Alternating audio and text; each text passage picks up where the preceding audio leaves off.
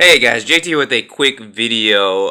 Not so much of an update on my ground pounder, but I was in my room and I was looking at a couple of bodies to fit on here because I was thinking about a different body for here, and I saw my Blackfoot 3 body, and I might try to get this to work on here because this actually looks pretty darn good.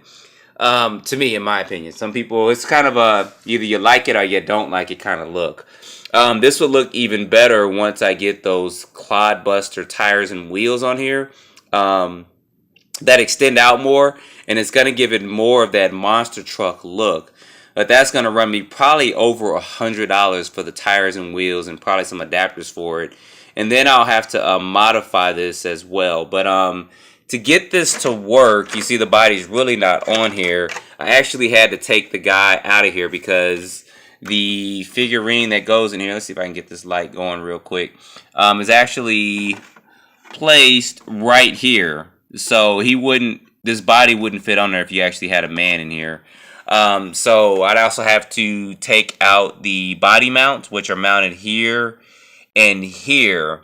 So I'm trying to figure out how I would actually get this mounted on without drilling any more holes in this body. I don't want to put any more holes in here because I already have the original holes that came for the Blackfoot 3 platform. And then I also drilled holes to fit on my Stampede 4x4. So I'm still kind of debating how I'm going to do that because magnets probably won't work. Not exactly sure how I'm going to get this to work on here.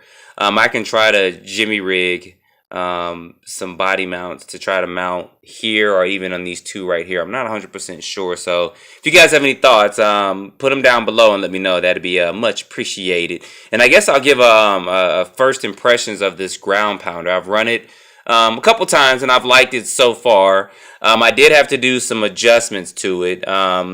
The shocks needed to be adjusted. I made them actually a little bit softer so they can absorb a little more so it won't bounce as much. I probably won't change the shock oil because the dampening rate is fine for this truck. I mean, the tires, they don't have any foam or anything in them. So they do absorb some of the impact. I don't plan on really running this thing super hard. But I do recommend it if you do get something like this. You may want to upgrade the servos. But also, you also want to adjust your throttle trim or your steering rate on your radio because a lot of times when I turn, you see how that wheel or that tire is actually hitting that shock.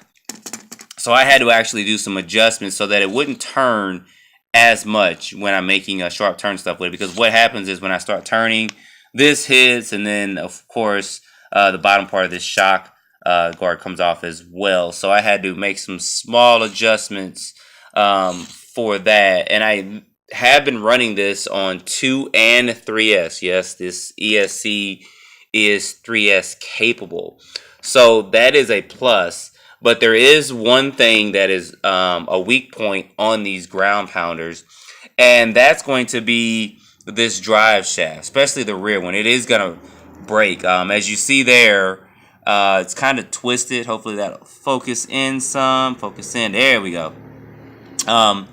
You see how that's kind of twisted there? So that is, from what I've seen of other people's videos as well, that is a weak point on here.